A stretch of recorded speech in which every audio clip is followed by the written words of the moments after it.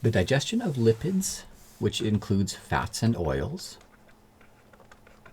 is a little bit different from the digestion of anything else because it has one additional physical property. So plus one additional physical property that the others don't have. Lipids are hydrophobic. They do not mix well with water. We could also say they are non-polar, which is the reason that they are hydrophobic. Non-polar means they don't have a partially charged region to their molecule. Their charges are distributed equally throughout. So if you eat a meal of lipids, you have a big stick of butter for supper. I don't know what you're doing. You're going to chew it. That's still called mastication. That's still a physical process. Physical processes are all about increasing, that's an upward arrow here I'm trying to draw, surface area. Crushing things, making them more accessible to the digestive enzymes that are coming up. So you're going to chew, nothing chemicals going on in there though. You're going to swallow. Again, it won't go down your trachea because of the epiglottis. It'll go down your esophagus. So not down there, but down there. The esophagus will squeeze that down towards your stomach. That squeezing is called peristalsis. At the esophageal sphincter, that's an especially strong, thick bit of muscle that acts as a gateway. It'll go into the stomach. In the stomach, there will be churning, there will be peristalsis. Peristalsis just at the end, so the stomach can empty itself out, churning for most of the time. By this point, it's still called chyme. So it was called food, and then it was called a bolus, and now it's called chyme. And your stomach will empty through the pyloric sphincter. As it empties, it's going to go into the small intestine, which has these three sections, duodenum, jejunum, and ileum. In the duodenum and the jejunum and the ileum, you'll have peristalsis, just like with any other thing you eat. The food has to go all the way through those twisty-turny pathways to get out of your body. And you'll have segmentation, that back and forth mixing that helps to mix digestive enzymes in with the food. Or at this point, it's chyme. But you have a bonus thing here that happens just for lipids, which is emulsification. Emulsification is not a chemical process. It's a physical process. It's not changing anything about that fat or oil, but rather it's changing the shape of that fat and oil and its ability to be accessed by the enzyme, pancreatic lipase, that's going to do the actual digestion. So emulsification is all about taking, if you ever have like oily water in your sink as you're washing your dishes or something, you'll see this is familiar. Big blobs of fat that when you add soap will form tiny little blobs. And those tiny little blobs, whether it's for soap or anything else, are called micelles. And micelles happen for soap because if you have something like a fat or an oil, soap has, just like a phospholipid bilayer, a hydrophilic part and a hydrophobic part. And those hydrophilic parts stay on the outside. I'm drawing them here as circles. And the hydrophobic parts stay on the fatty bit, the oily bit. So you end up having part of this molecule that makes up your soap, or in this case, your bile salt. This is part of your bile made by your liver, stored in your gallbladder. And the hydrophilic part is the circle here. The hydrophobic part would be the tails. Hydrophobic things mix with other hydrophobic things, like fats and oils. So the hydrophobic parts will come inside. They'll put your tails inside there because that's where they want to be. That's where they'll dissolve. And the hydrophilic parts will stay outside by the water.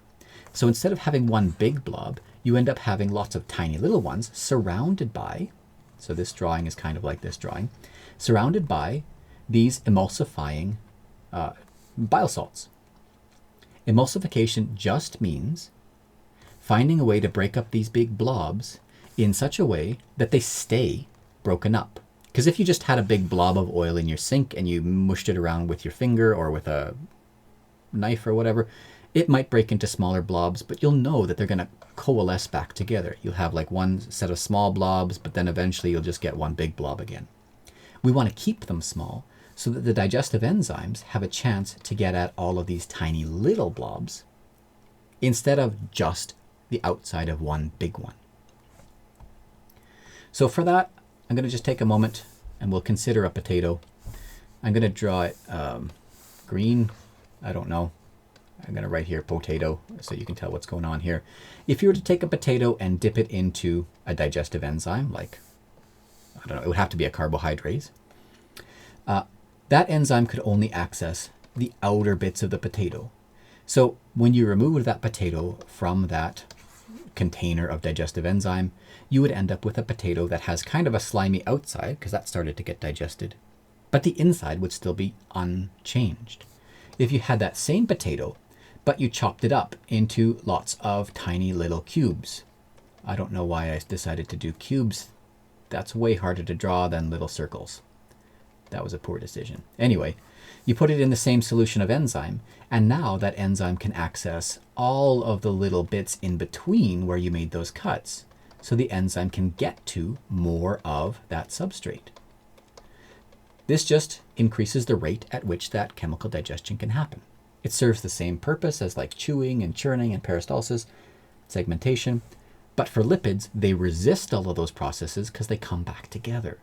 You need an emulsifier to fix it. The only enzyme we need to remember here is this one, pancreatic lipase. And pancreatic lipase is a nice name. It's an enzyme that digests lipids, so lipase is a perfect name for that. In the large intestine, peristalsis does happen, but again, it's not happening to that lipid anymore because that lipid will be absorbed.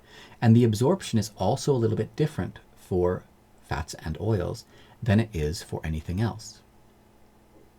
So it happens in the same place, jejunum and ileum, that part's good. It's still the villi, that's good. Still some active transport, that's good. That matches up with everything else. But there's a little bit of passive transport that happens as you get through that cell membrane over here. As you're going into the villi, you got to cross a cell membrane, but a cell membrane is made of the same stuff, hydrophobic bits and hydrophilic bits, as like the phospholipid bilayer, has that lipid part to it, as these lipids. So lipids can go across a little bit by diffusion. They can kind of sneak across because that cell membrane is made of the same kind of stuff as they are. There's still some active transport because we want to pull it all in as much as we can. The end products are called triglycerides. Triglycerides have one glycerol head and 1, 2, 3 fatty acid tails. We often draw them as something like this. They can be saturated, in which case we would draw straight tails, or unsaturated, where there are some H's missing. There could be H's right here. There could be hydrogen, and there's not. Instead, there's a double bond. Unsaturated just means like that, and you end up with a twisty thing, which is more likely to be a liquid at room temperature, so we tend to call those oils. Remember, triglyceride is a tricky name too. Triglyceride makes you think that it should be 3 glycerols, but really, no, it's 1. 1 glycerol, 3 fatty acids. And the other thing that is unique about lipids, so fats and oils, is where they go. They don't go into the blood, because having fats and oils in your blood is not healthy, but rather they go into your lymphatic system. Your lymphatic system is where we keep things that are either dangerous to keep in the blood, things that are able to go slower, things that are under lower pressure. There's no heart beating to pump your lymph around. And also your white blood cells, which we're going to learn about in Unit 3, and we're going to call them lymphocytes. And all of these things are not good to keep in your blood full time. So instead they go into the lymph, and when they go into the lymph, the structure is this one that's labeled here in green, which is called a lymphatic vessel called a lacteal. And a lacteal is just like a capillary,